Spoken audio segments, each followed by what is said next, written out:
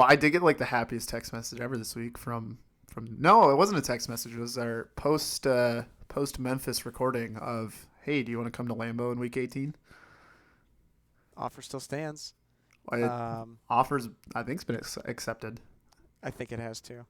Uh, and Bianon, who I think you've met before, also is highly interested. What's the group size going to be then? You, me, and him?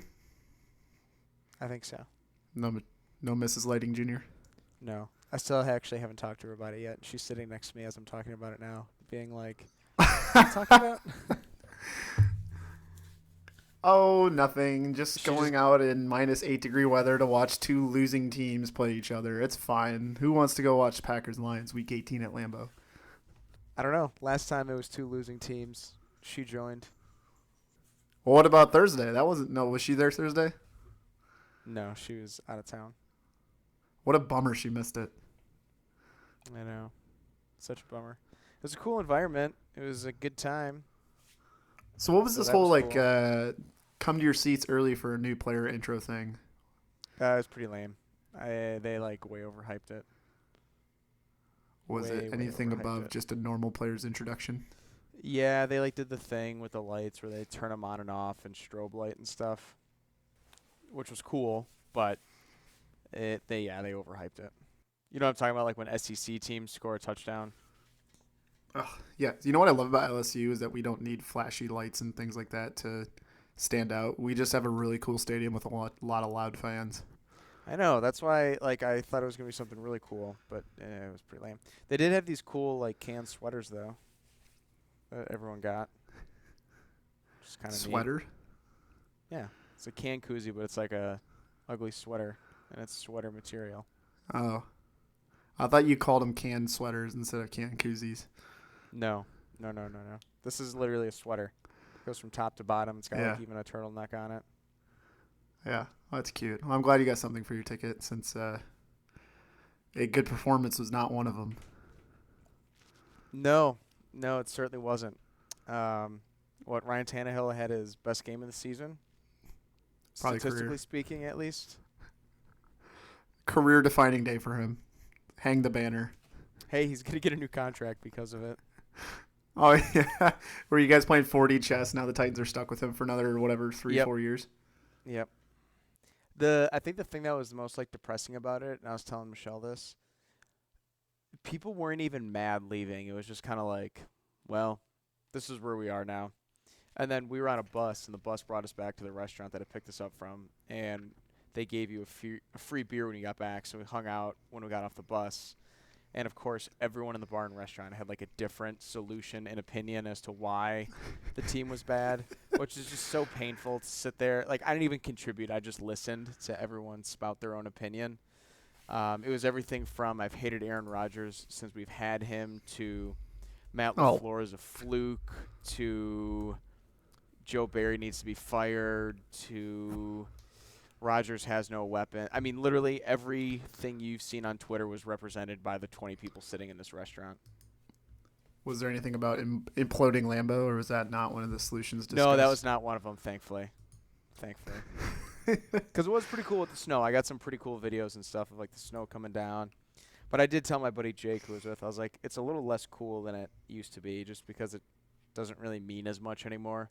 But it's still a really cool environment, like, regardless of where the team is. Like, Lambeau in the snow and cold is still really, really unique.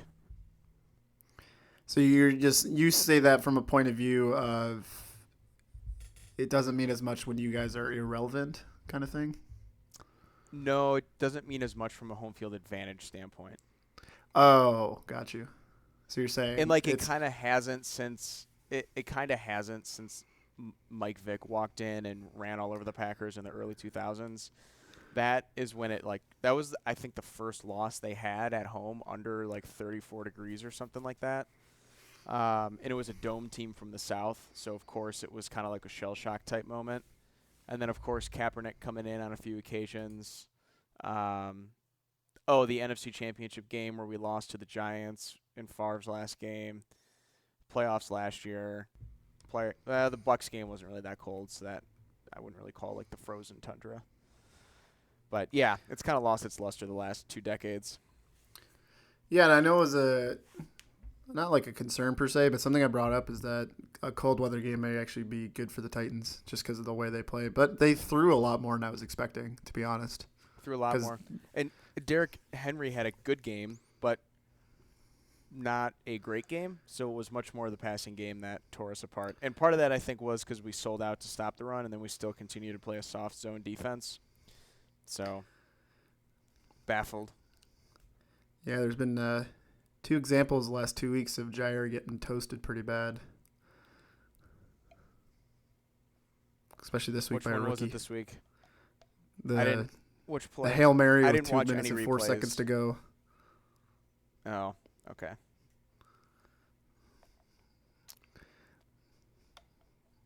I don't really have much to say on that. Was it before half or before? I truly don't remember the play. No, so 2 minutes left in the play. game where they got the ball back and there's 2 minutes more that's coming up. So they threw a fade to Traylon Burks who had toasted Jair. Okay. I wouldn't call that a Hail Mary. Yes, I know what you're talking about now. Well, it was more just there was no rhyme or reason to it. It was strictly to rub it in the Packers' nose. Oh well. He did. I did get a vivid view of his business decision down on the goal line. That was right in front. Yeah, of us. did you like that? It looked so that I did see a replay of because I replayed the scoring since it was a scoring play. They did replay it on the jumbotron. In real time, it didn't look as bad. The replay looked much worse. I mean, would I want to tackle Derrick Henry? No. Am I getting paid $22 million a year to make plays like that? No. So. Yeah, I think it was a bad look, especially after he kind of like went off on the locker room, like people not caring and like goofing off and stuff like that, and not being serious. It's kind of like if you're gonna talk that talk, you gotta walk that walk. And I know he's always been a big talker, but that was just very poor timing and a bad look after having that attitude. Yeah, and your quarterback seems to think that your team has the potential to win its final 6 games, 2 of which are against the Eagles and the Dolphins. So the crazy thing we are not a contender by any means, but the craziest thing under the sun is like if we play our best, we probably could because we played half a good game against the Cowboys and beat them, and now apparently the Vikings just broke after beating the Bills last week. And the Eagles barely beat the Colts, so I still don't know what to make of the NFL. So, like, when I say the Packers could win out, that's not a merit for Green Bay. That's just an indictment of I don't know what to make of the rest of the league at this point, and I feel like anything can happen. Yeah, for sure. Or I think the playoffs is really just going to come down to who gets hot at the right time. Because you may have a 16-1 Eagles or something that get a bye, and then lose immediately because they got a really hot 49ers or a really good Seahawks team that's on a run or something like that. I think especially on the NFC side, AFC side, that one's going to be a little more at this point in time. Who can beat the Chiefs as we're rolling into Sunday Night Football? We're about like 5 minutes from kickoff. But I think that one's going to be like, who can beat the Chiefs? Versus the NFC, it's who can get hot at the right time and streak to the Super Bowl. Yeah, and right now all signs point towards no one yet. No one's separated themselves from the pack, in my opinion. It was a confusing day for the NFC. Because you're right, the Cowboys, I wouldn't say the word beat. I don't think they beat the Vikings. I think they did unspeakable acts to the Vikings today. Was it final? Shell shocked them. 40-3 did it end up at? That's what it was last I mean, time. they literally had Roma and Nance in the game on CBS, and they had to cut away from the game like halfway through the third quarter to get to the more compelling Bengals-Steelers game. Like, that's how bad it was. It was 40-3 final score. I mean, on the one side, the Vikings could not do anything to block the Cowboys' defensive line. And then on the other side, it did not seem like the Cowboys wasted a single possession. Like, they just kept going right down the field. The Vikings forgot that Tony Pollard was on the team or something and didn't give him the time of day, but they just could do no wrong on the offensive side. And then on the defensive side, the Cowboys stifled Jefferson, made Cousins uncomfortable all day. And it's one of those games, I mean, I know the Cowboys are super talented, but may have just given a blueprint to other teams. Like, hey, the Vikings are a well-rounded team at times, but, here you go. Here's how you beat them, and just replicate this next week. And I don't know who the Vikings play next week, but Patriots on Thanksgiving. I'm going to be there. Yes, Sammy and I will be at the Vikings-Patriots game on Thanksgiving night at US Bank. We thought it was how often is there going to be a Thanksgiving evening game in Minnesota? And especially when we saw tickets were like $60 each. So it's like, we really feel like it's kind of like a once in a blue moon thing that we can go do. So let's go do it. So we're going to that game. So yeah, I think the Patriots especially, they have a very well-rounded defense. So they can definitely they could inject some problems for the Vikings next week for sure. Yeah, I think it'll be fun to see what their defense does to the Vikings as a rival of the Vikings, and I imagine you feel somewhat similarly.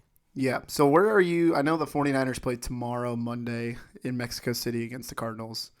Where are you at with kind of your NFC? I don't want to say the word power rankings because I know we have a distaste for that, but where are you at with kind of your NFC power rankings after Week 11 here?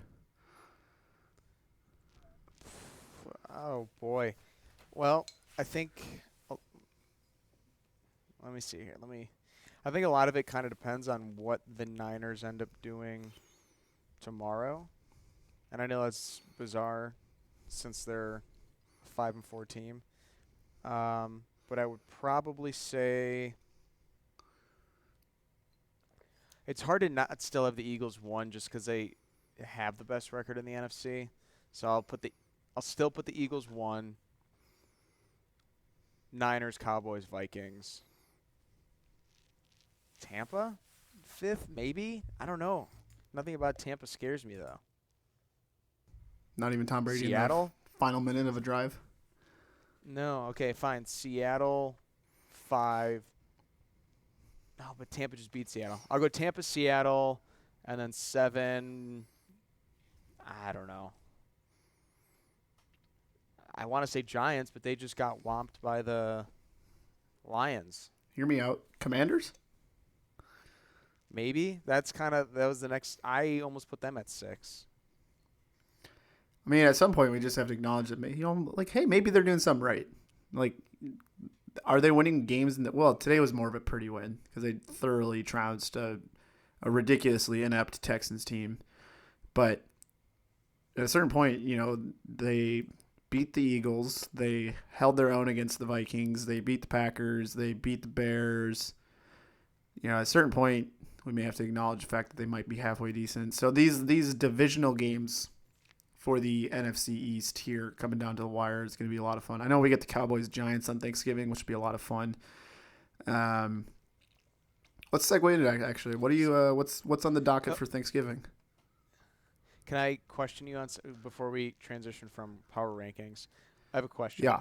Would you consider a loss to a team with a winning record a bad loss? Depends on how it happened and what the score was.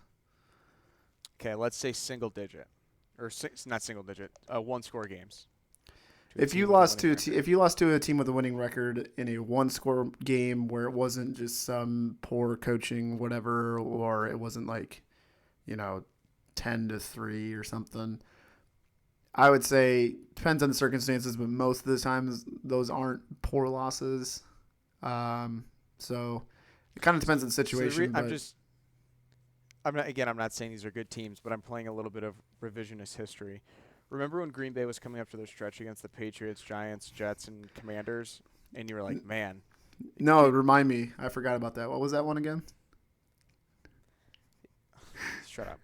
When you so nicely put it as this was the easiest part of the Packers schedule. But it's crazy wasn't now, it? even a couple weeks from, or is it Bears Rams?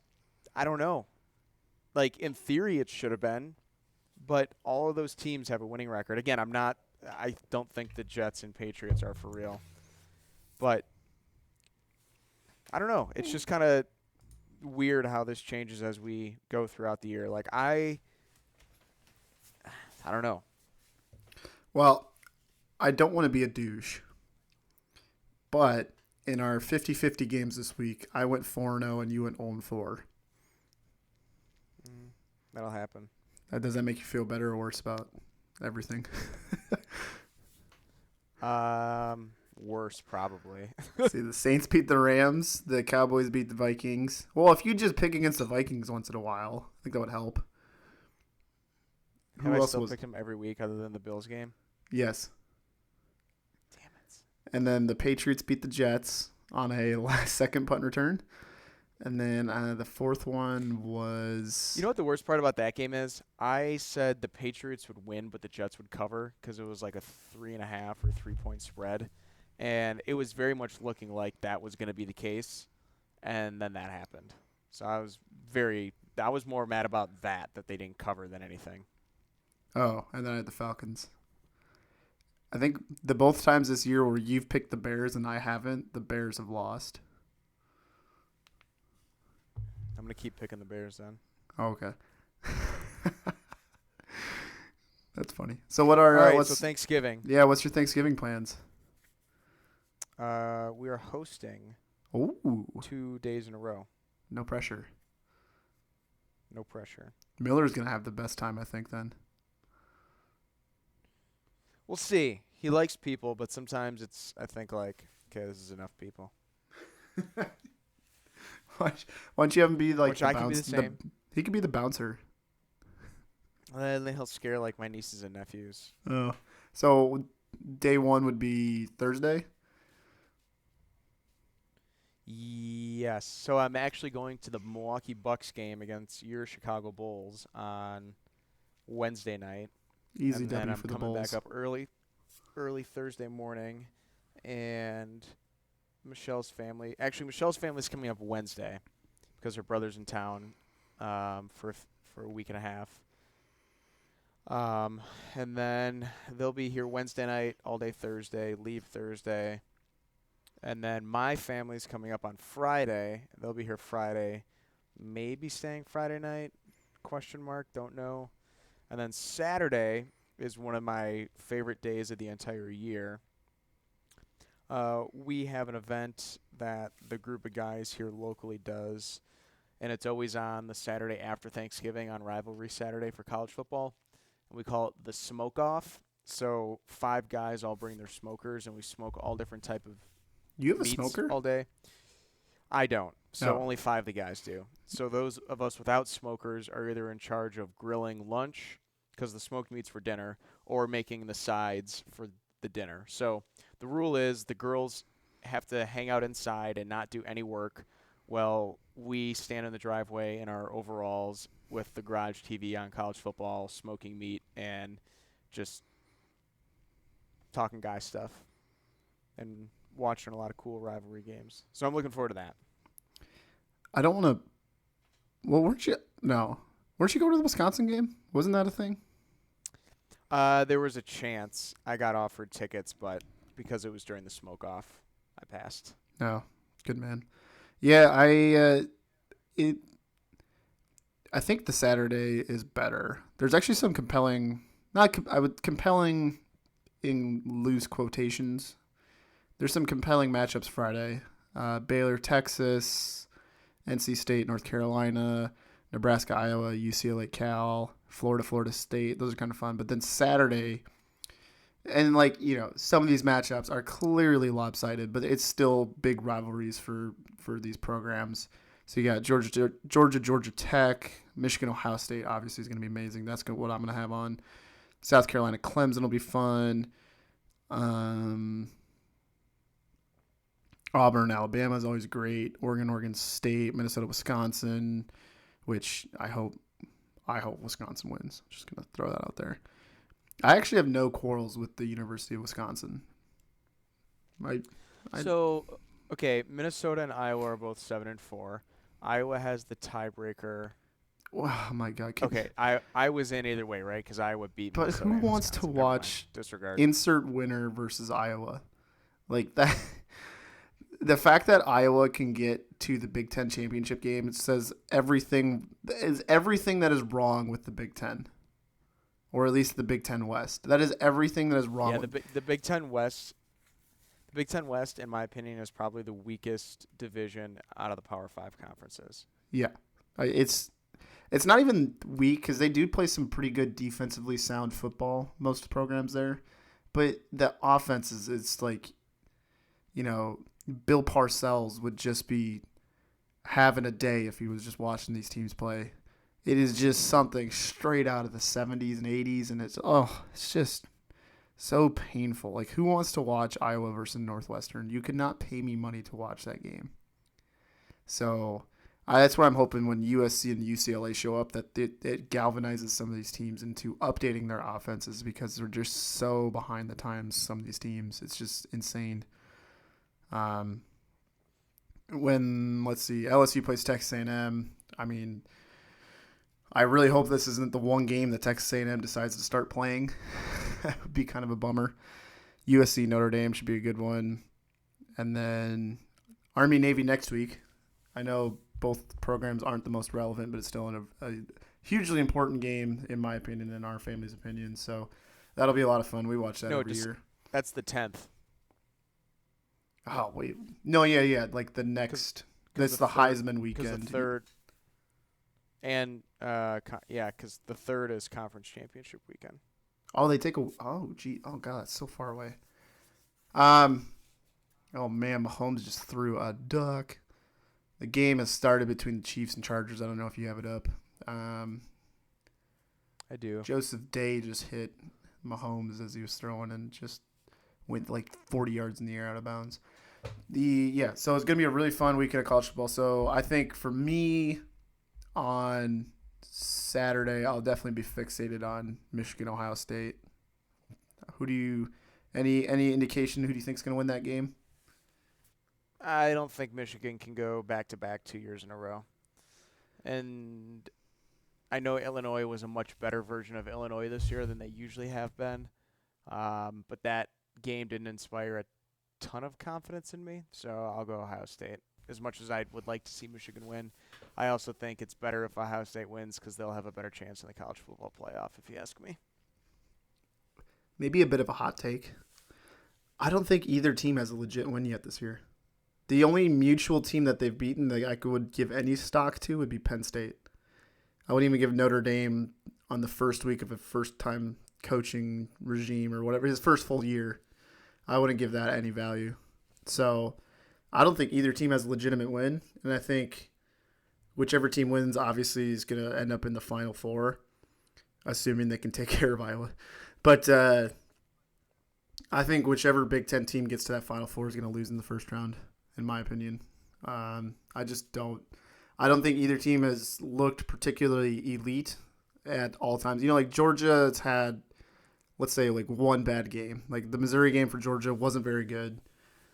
And for TCU, they've had a couple rough ones, but I mean, it's really just like Georgia's to lose at this point.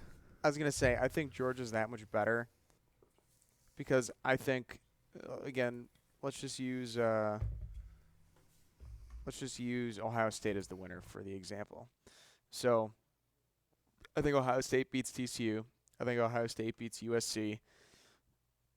Who else could they potentially play? I don't know about that one. I'll be curious to see how USC does against Notre Dame this weekend. I think that'll be like their final measuring stick. Because I personally would give the Heisman to Caleb Williams if it was my vote. But after this past week, I would too. What do he have? 500 yards passing? Yeah, and it's like his fourth straight game or something, fourth or fifth straight game of like 400 plus yards. Yeah. Yeah, he has quickly elevated himself to the top of the Heisman race. Yeah, and I feel really bad for Hendon Hooker, tore his ACL in a. Oh, that was ugly too. I was watching that live. That was so ugly. Non-contact, but yeah, what an awful weekend for Tennessee. That was like worst case scenario for them, getting their doors blown off by South Carolina, and then yeah. Yeah. Anyways, Makes me yeah. cringe. Good luck with your smoke off as a part-time eater and observer. I've never smoked a meat in my life. I really want to learn how to. I would love to do a pulled pork. Listener of the show, Nick, accidentally petrified a pulled pork one year, and it was super dry and crusty, and it was actually the best pulled pork I've ever had. Even because I like my meats. On the whole, I like my meats to tend to be crispier, and I feel like that gives it more flavor, actually, even if it's less juicy. And so he's like, "Oh, I did such a bad job." I'm like, "Dude, this is the best pulled pork I've ever had." So I want to learn how to do it one day. I would love to get the equipment for it. I mean, like, I'll take pulled pork any way I can get it, but for some reason that pulled pork was really good. And so he made a bunch at once and then froze it, but each one was injected with a different type of alcohol. And I think the one that I thoroughly enjoyed was Jack Daniels, maybe. But he had like a Fireball one, a beer one, Jack Daniels. So really good. But yeah, good luck with that for our families. So we're doing a combined Thanksgiving on Thursday at the in-laws. My parents will be there. My sister-in-law's parents will be there. So it'll be a good time. Just have the football game on. Sammy does a 10K bright and early in the morning. So we'll go root her on. So good luck to her. And then at a certain point after the feast, we will make our way to the bank and watch the Vikings hopefully lose. But whatever happens, we'll just enjoy it one way or the other. If they win, great. If they lose, I won't complain. And then we're off to the cabin in Wisconsin on Friday. So I'll be within your state borders. So just a quick heads up, if the state suddenly starts to go into anarchy, you could probably figure out why. You might get spited on your way in. Did you see this UFO video from Texas? No. It's from earlier this month, and it is, I don't know what it is. I have no idea what it is, but it's some wild footage. I'm currently researching, and I will be an expert on it within a couple seconds here. Don't worry. It's a bunch of stuff that's flaming. That's what You it know, looks like, and then it just disappears. That could honestly be a number of different things. Oh no, it's certainly UFO, just an unidentified flying object. It could be anything. But in the context of a UFO, you think like aliens. Fair. What do you do? Is there some responsibility for you as a pilot if you identify a UFO? Do you have to like call that in or something? Not that I know of, but hell, what do I know? I have no idea. Interesting. Well, before we shift off from Thanksgiving, what's the one food item that you could not go Thanksgiving without maybe copping out and saying turkey?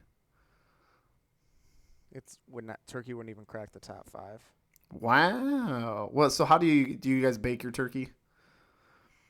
I've had it smoked, I've had it baked, I've had it fried, I've had it everywhere in between. Do you have a preference on if the limitations weren't a thing, what would you pick? Smoked. Really? I like it fried. Yeah. My parents do a really good fried breast. It would probably be stuffing. Interesting. Is there a certain Because you like get brand or mashed style potatoes or and, whatever? My grandma's homemade stuffing. So I guess not a brand, but yeah, however my grandma used to do it when we used to go to their place. It was out of this world. It was so good. It was so good. But low key, do you know what my second favorite Thanksgiving Day food is? This one I catch shade for all the time. Mashed potatoes. No. Corn. No. I don't know. Bread and butter. Cranberry sauce. I think my dad would be in the same boat as. I think my dad really likes it. I'm pretty sure he does. But it can't be like the stuff out of a can that looks like Jell-O. Like I'm talking like homemade cranberry sauce. See, yeah. Again, I was spoiled going to my grandma's house for Thanksgiving. But so I'm gonna make homemade cranberry sauce this year since we're hosting, and I'm real excited to see how it turns out. Yeah, my dad's looks like it's the holds the mold of the can, so I'm pretty sure that's the one you're probably Hey, talking that about. stuff's not bad, but to be in the top 3, it's got to be the homemade stuff. My dad's probably like this lighting guy. I've had enough of him. So what's your top 1 and 2? Yeah, I would say number 1 for sure would be a deep fried turkey breast. That would be Okay.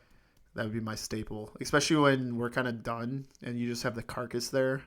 I like go back and pick off the breading, or not the bread, like the skin or whatever, the crusty skin, and just start eating it. And then number 2, I'd probably say some sort of non-pumpkin pie. So like a pie of some kind. Like my mom makes a really good, whipped cream chocolate-based pie. It's super good. Okay. So any sort of sweet that's not pumpkin. I'm not a big pumpkin pie guy. Never been. But yeah. Otherwise, yeah, my plate's not usually full. It's just turkey, corn, bread, mashed potatoes of some kind, or if whatever potato-y type thing there is, and then a dessert. But I don't really do. Not a big gravy guy. I'm not a big stuffing guy. I'm not a big greens guy unless it's like some sort of salad. Not a cranberry whatever guy. And I don't know if I'm missing any big Thanksgiving food items. Yeah. I feel like I can't put non-Thanksgiving food items in my top Thanksgiving foods because mashed potatoes, you can get it like year round. I do love some green bean casserole. Michelle makes some awesome green bean casserole. Oh, Herbert Baum. And all Oh the my pies. god. I love all Oh the my pies. god.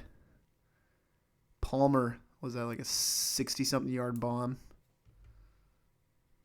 Well, Chiefs down 7-3, 9 minutes 27 or 5 minutes 27 seconds into the game. 3 plays, 75-yard drive that totaled 81 seconds. Well done, Chargers. I think it really helps to get Mike Williams and Keenan Allen back because even if they're not getting yards, they're definitely a distraction for sure. Decoys. Yeah, the Chiefs just decided to not cover Palmer, which is always a move. But what a dime from Herbert, per usual. So, what other current games do we have to talk about? Then I have another football subject I'd like to broach with you. Well, at present, we should probably get to the Bears. I think for the Bears, I should just start saying, see last week's statement about Bears. Because there's really, the Packers, there's all these certain things to talk about. Like, this happened. Joe Barry's still there. Matt LaFleur got in an argument with Aaron Rodgers. They blew this, they blew that. And it's like the Bears, it's like, we suck. We know we suck. Honestly, we should be tanking for a good pick. Justin Fields looked pretty good today. Defense didn't look very good. And, Fields hurt his shoulder, so hopefully it's nothing major. He's getting... those are, to me, people are like, well, this is what's going to happen. We have a mobile quarterback. It's like, to me, he's picking up a lot of these on, sacks, the stuff that you can't really prepare for, or you can't really brace for. And then B, when he slides and gets assaulted after plays and never gets a call. Taylor Heineke freaking wins the game sliding or whatever, giving himself up and gets touched, and there's 3 flags at his feet. And Justin Fields, it's just a normal Sunday. So, can't stand that. But, yeah, so hopefully he's fine. But, yeah, it's just kind of like, see last week where it's like, Justin played good. Really happy about that. Our team's not very good. That's okay. They're not supposed to be good. Can't wait for the offseason. But also our draft positions look really good in the top 5, so I like that for sure. That's it. And congrats to Cordero Patterson on breaking the kick return record. That was, frustrating, but also really cool, especially since he was a former Bear, so that's pretty cool. So good for him. But, yeah. It's incredible to me he's doing this late into his career. It feels as though he's only gotten better as time has gone on. Well, I think he got better once he left the Vikings, which might have been the best thing for him because they went to the Patriots and they figured out a way to fit him in the offense, and then comes to Chicago and is used kind of in the same manner, except instead of having a good play caller, you had Matt Nagy. And then now he's with Atlanta. Now he's like every down back. versus kind of, he's been this gadget player since he joined the Patriots. So really cool to see them utilize him in a certain way. He's definitely better for that offense. The offense is better when he's back and healthy, so that's really cool the last couple weeks to see him play. But, yeah, I mean, I don't know if you have any questions about the Bears. We'll I didn't next really get week to see the game. I was trying to get back into the swing of life earlier today, so I just saw it kind of out of the corner of my eye while I was at the grocery store a few times. We got the Jets next week, so an unstoppable force is going to have to meet an immovable object. Or did you hear Zach Wilson's quote? Did I see Zach Wilson's quote about, do you think the defense has or the offense has any blame for whatever? And he said no. Yeah. Just like no context, just no. Yeah, I don't know what planet he's on. See, I'm going to follow my own rule. I will wait until, I'm out on Zach Wilson officially. I know. I kind of want to be, but I have to wait till October next year, assuming that he still has his job. I'll have to wait till October of next year to kind of see. But how wild, and I don't know, we touched on this briefly a couple weeks ago. You look at the 2020 QB draft class of Joe Burrow, Tua Tagovailoa, Jalen Hurts, and Justin Herbert. And then you look at the 2021 class of Justin Fields, who is now kind of universally being accepted as a good quarterback. Yes. And then a couple on the fringe, like Trevor Lawrence puts up good performances here and there, but also makes some back-breaking mistakes. Mac Jones, maybe. And then you got Trey Lance, who gets an incomplete. And then you have Zach Wilson, Davis Mills, and I'll look up a couple others while you give your thoughts about that. But the 2021 draft class for quarterbacks is looking pretty bad right now. I'm to the point with the Jets where I feel as though they're talented enough on their entire defense, for that matter, not just a couple guys here and there. And I think their offense, if they just had a bit of a above average quarterback, would be slightly more threatening. But when you have a quarterback that, again, even when they beat the Packers, didn't even throw for over 100 yards, you start wondering, do they trade for a guy? Do they redraft this year? Like, it's not like they have glaring needs at any other position other than quarterback right now in my mind. Yeah, and it's, at what point, because, I get it. Like, you spent the number 2 pick of your draft, which, you're pretty much guaranteed to get a Pro Bowler of some caliber if you're doing something the correct manner. If you have a pick, let's say in the top 6, you should be having a player that's a staple of your franchise for many, many years. At what point do you kind of go, we kind of maybe missed on this. We need to throw in Flacco and see if that helps. All right, I'm going to stop you really quick. You said you thought anyone drafted in the top 6 is a sure thing. Like, they should be. Like, okay. if you're picking somebody there, they should be a staple of your team for a decade. If you're picking somebody in the top 6, and then from there on out, it's kind of who of the rest of available players is going to be that person that we can build something around, no matter what position they're in. But if you're picking the top 6, that player should be a feature on your team for a while. Okay, because time has passed, I found an article that has the top 10 picks from 2014 to 2018. And I want you to count the number of guys that have become staples for the franchises that drafted them. We'll start with 2014. We'll start with the number 1 pick. So, Jadeveon Clowney, Jameis Winston, Jared Goff, Myles Garrett, Baker Mayfield. So are we talking staples for the teams that drafted them, or just staples? You tell me. This is your take, not mine. Well, if they're managed correctly, they should be staples for your own team. But I understand that things happen, et cetera, et cetera. So you said Goff, Garrett, Clowney, Baker, and Jameis. And who's the 5th one? Jameis. So, yeah, really one of those is a staple for a team that, well, I guess a staple for a team. Only one of those I would say, wow, I wish that guy was on my team, which is Myles Garrett, I assume. Yep. Yeah. Okay. All right, number 2 pick. Greg Robinson, Marcus Mariota, Carson Wentz, Trubisky, Saquon. Well, that's just a lot of bad quarterbacks drafted. That's just those are swings and misses. Well, I mean, if you look at the quarterback classes from those drafts, like how many were missed? Like how Trubisky was a miss. Obviously, You're the one that's defending your own take right now. I'm just saying. No. I'm just saying. Like that's what I keep saying though. If you pick them in the top 6, they should be a staple of your team. Wentz was on the right path, but then ended up being a miss. Trubisky was kind of destined to be a miss from the get-go. What was the other? Mariota? I mean, he had like one or two good years in Tennessee and then just fell off. I'd say Saquon's a pretty good staple of his own team. I mean, he's going to get paid, and he's a fixture of that offense. And then the 5th one was Greg Robinson. Oh, Cam Robinson? For the Rams. No, Greg Robinson, a tackle. Greg Robinson. Don't know enough about him, to be honest. I don't even know if he's still on the Rams. Let's find out. No, he's on the Browns now, so... He's also played for the Lions. So he's been on 2 teams. All right. So moving on to pick number 3. Blake Bortles, Dante Fowler, Joey Bosa, Solomon Thomas, Sam Darnold. Hey, 1 out of 5 ain't bad again. Well, I would not say really. 2. I think you could say 2. Who's the second? I'd say Dante. Well, I guess he's not on the team anymore. But Dante Fowler wasn't a bad pick. That the Solomon Thomas thing makes me feel a tad bit better about the Bears botching everything because that was his pick we swapped with the Niners.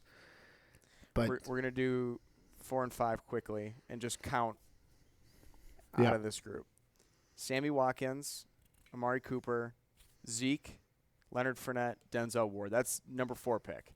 So far, I think 4 is better than the rest of them. 4 is the best thing you've read so far.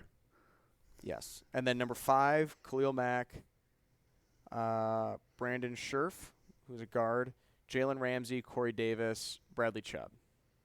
That's 4 out of 5 right there. And then 6, because you said top 6, so we'll go 6. Jake Matthews as a tackle, Leonard Williams, Ronnie Stanley, Jamal Adams, Quentin Nelson. I'd say 4 out of 5 there. Jamal Adams is the only big guy I kind of just take or leave. So, ultimately, again, it comes down to how good are you assessing players? Because, you say Trubisky.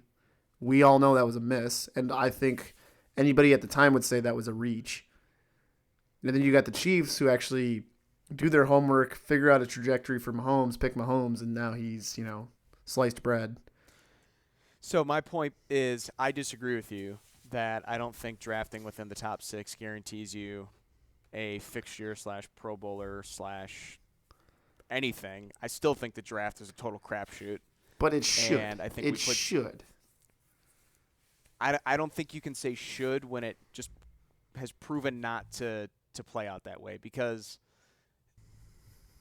I think you can say you have better odds earlier in the draft, but I don't think should. Like should to me sounds like a sure thing. Like, oh, I should wear a hat today because it's cold out, or I should go to the gym because it's the healthy thing to do, or like I should eat dinner because I'm hungry. Like I'm just not convinced that the draft is that much of a sure thing.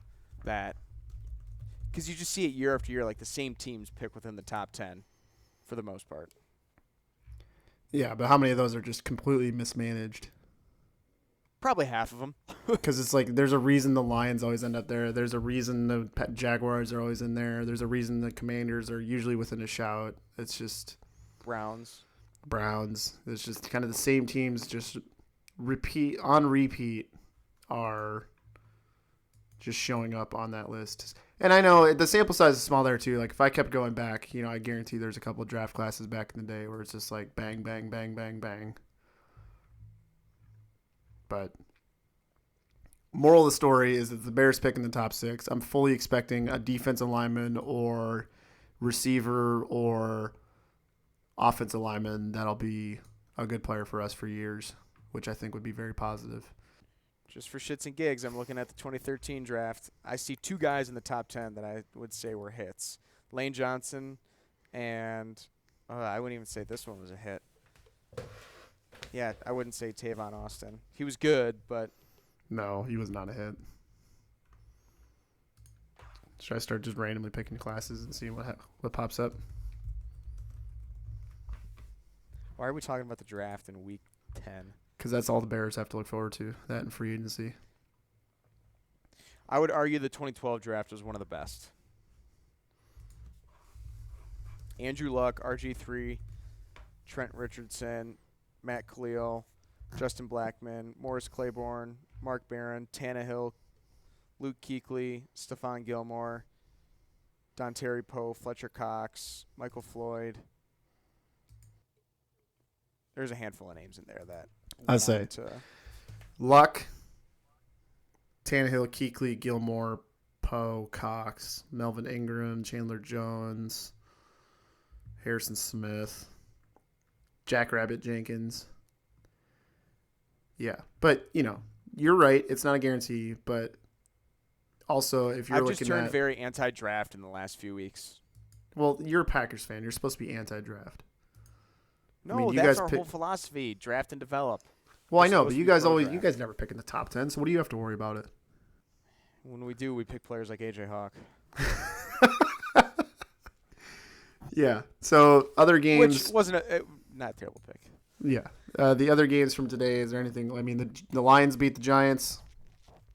I guess good for them. Jamal Williams is like low key the best fantasy football player ever because he just like get anywhere near the red zone and it's Jamal Williams time, Yep. which is kind of funny. Oh my God, did you just see that catch Mike Williams just made? Yeah, that was an incredible catch. I got to see a replay. I'm pretty sure he got in. That was insane. Oh, absolutely. Hey, Give it to him. Second road win. Dan Campbell. They're going places. Yeah. What else happened today? I mean, the Commanders won. Good for them. Bengals beat the Steelers. Shocking. We were robbed of one of the greatest Snow Bowls in NFL history. Yeah. Do you think they should have kept it in Buffalo? No, they made the right decision. But the fan in you is like, God, that would have been kind of cool. Yeah, that would have been epic, but they made the right decision. Ravens have gotten a low-scoring fest with the Panthers, but they ultimately won to the shock of nobody. Justin Herbert's doing a naked boot and throwing a dime to Palmer. The Bills did beat the Browns in Detroit today, and then I don't know if they're going. I mean, if it were my team and I was managing it, I would stay in Detroit. I wouldn't want to go through all this misery of trying to get back to Buffalo again.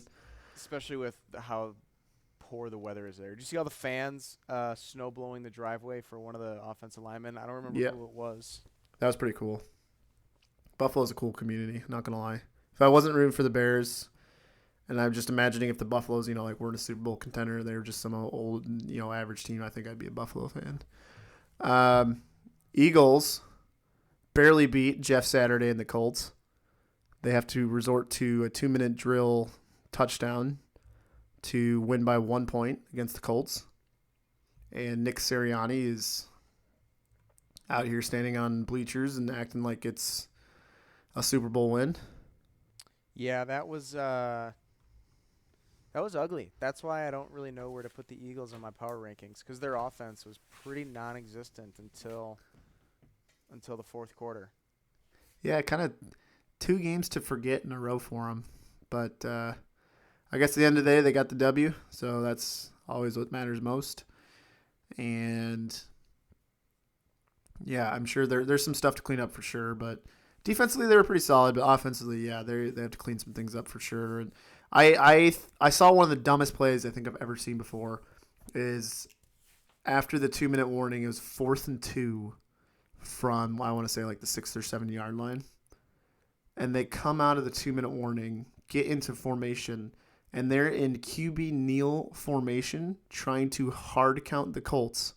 It's like, who on their right mind on the defensive side of the ball would fall for that hard count? What are they going to do? Snap it and kneel it on 4th down? What I don't like at least come into like an I formation of some kind or something that mimics an actual play of some kind. I mean, granted they scored on, they called a timeout, avoided the delay of game, and then scored the next play to take the lead. But it's just like, if you're gonna freaking try to fake them, like what? I don't think the QB kneel formation is the one to do it. Yeah, that was weird. I didn't know what was going on there. I thought for a second they were going to run some crazy trick play just to throw the Colts off. Yeah, some sort of Philly special or something. But man, they it was weird. But again, they won. So not the biggest fan of Nick Sirianni as a person, and I think some of it had to do with the Colts firing his old boss Frank Reich. And then he was talking about how much he appreciates Frank Reich after the game and saying he's a phenomenal coach or whatever. It's like, if that's really the case, then I expect Frank Reich to be on his coaching staff next year, but we'll see what happens there. Yeah, even as like an assistant or something. Yeah. So Bears have the Jets next week. Somebody has to score. You know, like the Jets are going to either have to score on our miserable defense or, we're going to have to play a really tough Jets defense, which I'm not super excited about. I've been very positive on the Jets defense all year, so I'm not really excited for that game. I'm imagining the Jets are going to win by a touchdown plus. The Packers play the Eagles on Sunday night. Yep. All right, well, we just talked about the Eagles, so what are your expectations for the game? Same thing as when we played Buffalo.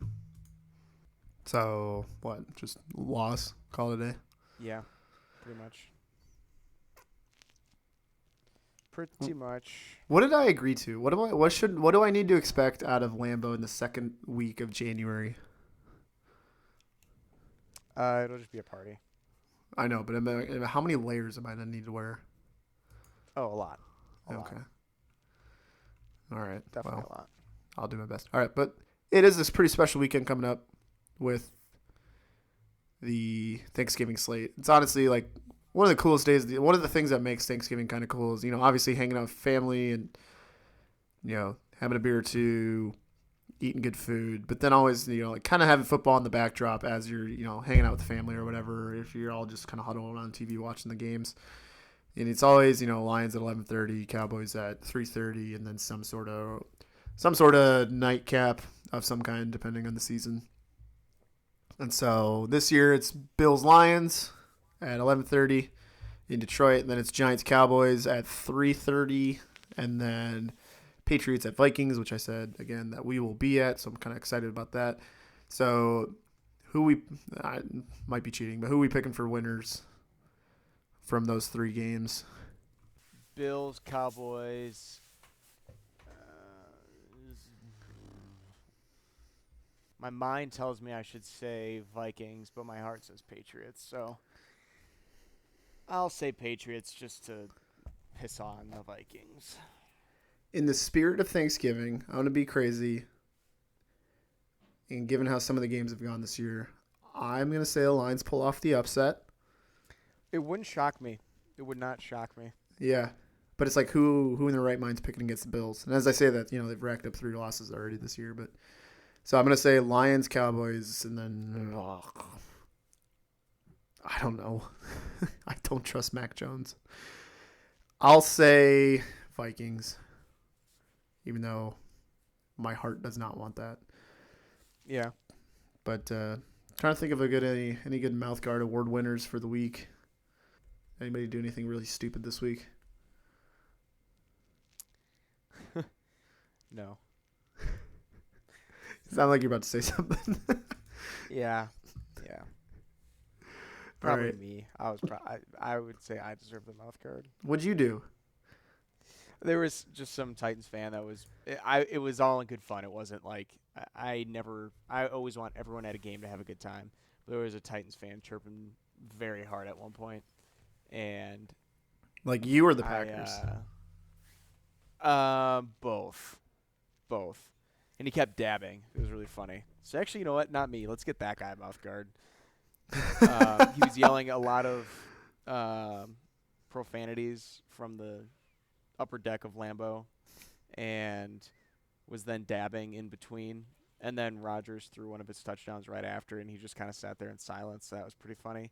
And then the guy left with 4 minutes to go in the game. I was like, come on. If your team's winning, why wouldn't you stick around to the very end? I don't know. So we'll give that guy a mouth guard. What was the one thing that actually, he... hold on. There's another guy. You'll love this. He was wearing Chicago Cubs, a Chicago Cubs winter hat, Carolina Panthers gloves, a green and gold bib overalls, and I want to say a Detroit Lions sweatshirt. And he was just there to go to an NFL game. I don't think the guy has a favorite team. I think he just loves going to NFL games. I'm not saying get him a mouth guard, but I forgot to point out some of the unique people that I met heading into the stadium. I feel like everybody at Packers games kind of also met unique some in their guys own from way. Germany. Yep, met some guys from Germany. That was cool. If you were watching the Amazon Prime broadcast, you probably saw their flags hanging behind the south end zone. So, yeah. Tell you, the Chargers showed up to play today. Yeah, they always do against the Chiefs. Yeah, until it matters most in the final 2 minutes. It'll make us believe. Yeah, but what was the thing that the obscene guy was saying that really set you off? I can't repeat the words he was saying, but what was the context of it? I can't really say the context without saying the words. You can bleep this out. He was saying, "Rodgers, you're a." So and then he would yell. That'll be a long beep. I'm sorry. I'll get a couple texts. Be like, what did he say? Yeah, I'm sure he was enjoying a spotted cow, and yeah, but they don't sell spotted cow at Lambeau. I hate to break it to you. I know, but that's what tailgating's for. Also, why wouldn't they sell spotted cow at Lambeau? That seems like a missed opportunity. Miller Lite's the sponsor, so it's all Miller Coors products. Also, Meat Smoker Nick, listener of the show, he asked for our help to empty his keg of Miller because he wants a new one. Bummer, I know, right? Like, oh no, I have to come help you drink your beer and hang out with you and have a good time. Like, oh, that's a shame. I actually am turning around on Miller. I used to not like it, but now I'm coming around. So I think that would make you happy. Sorry, Michelle heard my profanity-laced quote. I think so we need to. Walking down the stairs and look around the corner. She goes, "What did you just say?" He wasn't talking about you. Don't worry. No. But I don't know. Anything else? We can wrap it up. I did have a thought. Okay. But I will save it for next week. Are you sure? Now's a good time. Yep. Yeah, I think you might forget it. It's a good teaser. No, it's a good teaser. It's a book I'm reading. It's a book about football, and it has a very interesting opening to the book. And I might send the text to you so you can read it to get your take. And then I want to discuss. All right, sounds good. I'll send you Sun Tzu's Art of War so we can compare and contrast. Perfect. Even better. All right. All right. Everybody, thanks for listening. We're on TikTok now. You've been warned. So we are on Twitter, Instagram, and now TikTok. So at MouthguardPod on all of the socials. Thank you so much for listening. Really appreciate it. And we hope you have a lovely Thanksgiving and enjoy Week 12 of football.